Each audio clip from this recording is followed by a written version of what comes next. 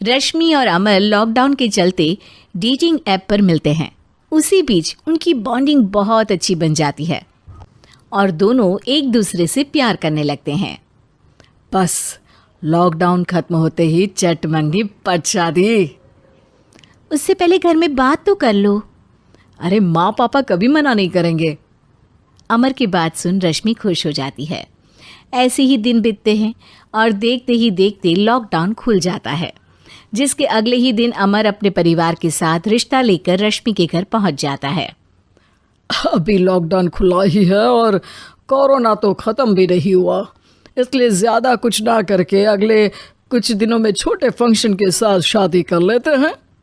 अमर के पापा की बात पर सब सहमत हो जाते हैं। कुछ दिन बाद दोनों की शादी हो जाती है और रश्मि अपने ससुराल पहुंच जाती है।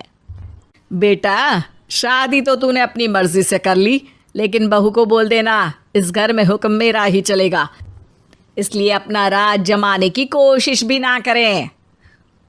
माँ, रश्मि को यहाँ सिर्फ प्यार, आशीर्वाद और अपनापन चाहिए, पैसा या राज नहीं। बेटी की बात पर सास मुंह बनाए वहां से चली जाती है और अब वो हर रोज रश्मि को परेशान करना और ताने देना शुरू कर देती है।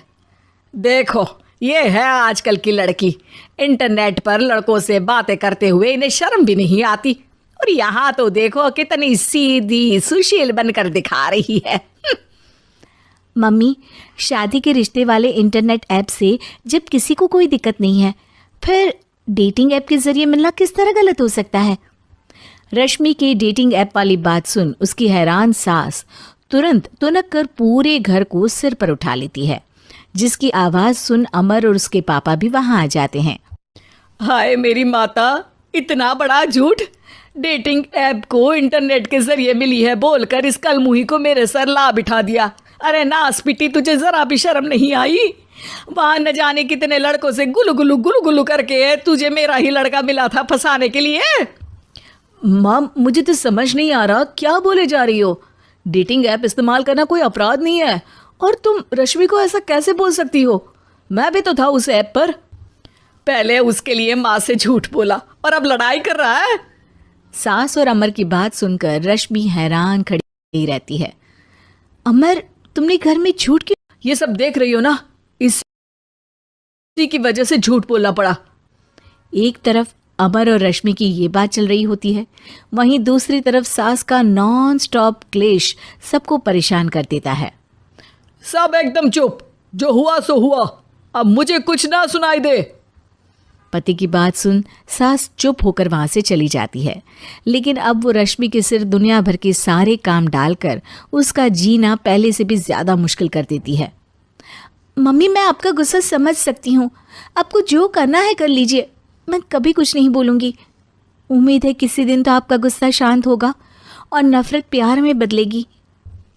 रश्मि की अच्छाई को उसका नाटक समझकर सास गुस्से के 7वें आसमान पर चढ़ जाती है और उसी शाम रश्मि को नीचा दिखाने के लिए अपनी सहेलियों को घर बुलाकर उसकी बुराइयां करने लगती है।